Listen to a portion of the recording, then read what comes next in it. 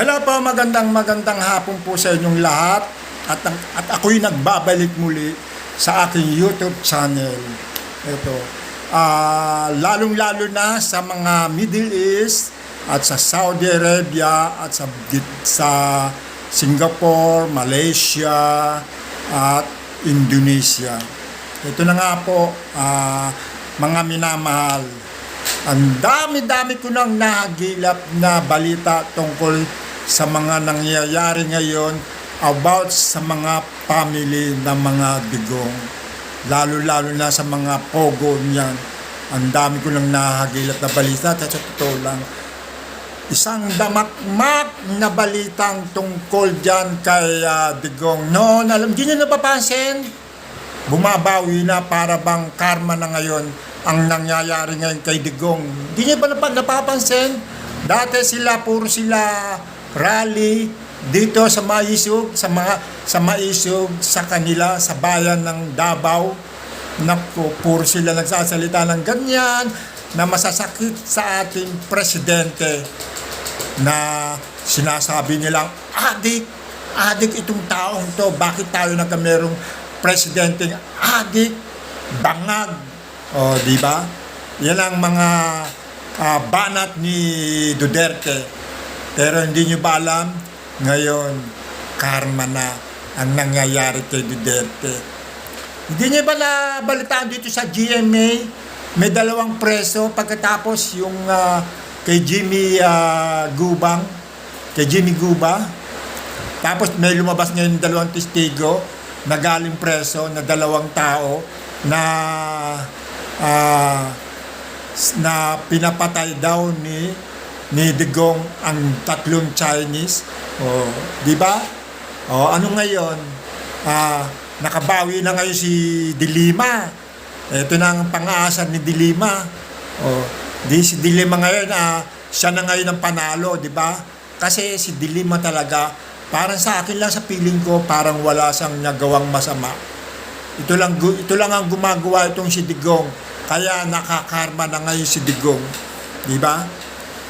Alam niyo naman, mga minamahal, itong si Digong ay ang pamilya niya ay puro mga smuggling, mga drugs, mga drug addict.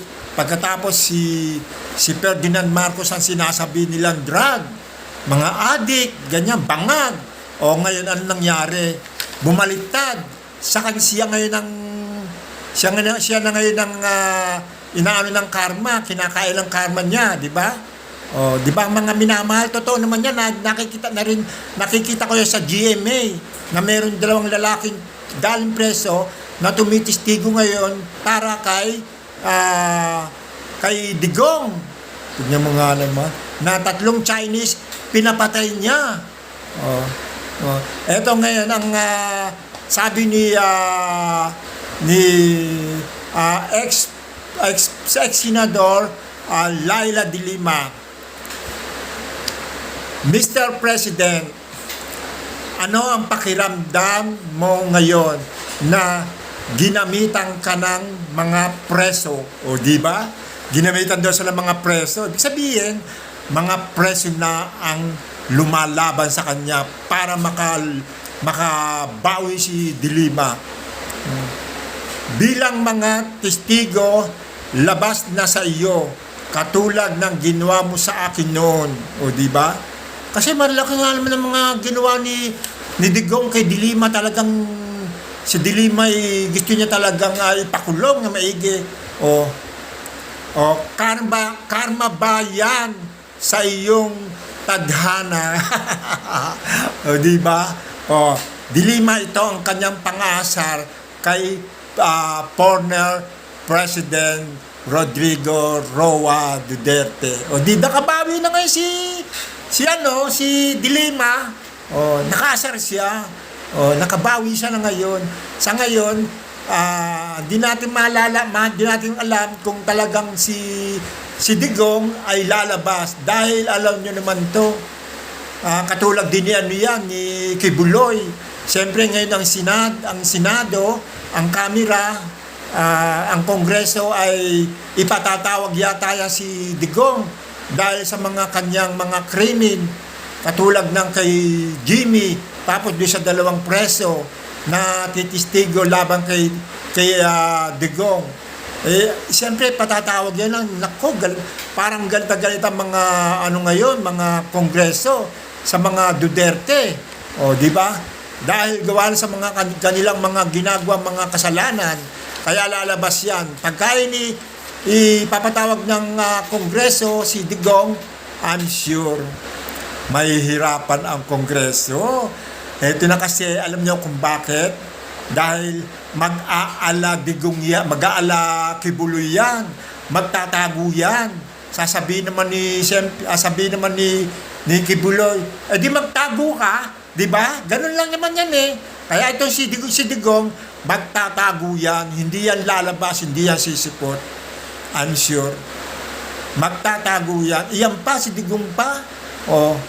Hindi talaga sisipot yan sa kongreso. Kasi alam na siya ay merong kaso siyang haharapin na laban sa mga kanyang testigo. Kaya paaminin siya kung talagang siya ay may gawa nito. Ngayon, tuwan-tuwa lang ngayon sa Dilima. Sabi ni Dilima, nakabawi rin ako. Mabuti nga sa iyan. Dapat lang sa iyan na usigin ka. Di ba?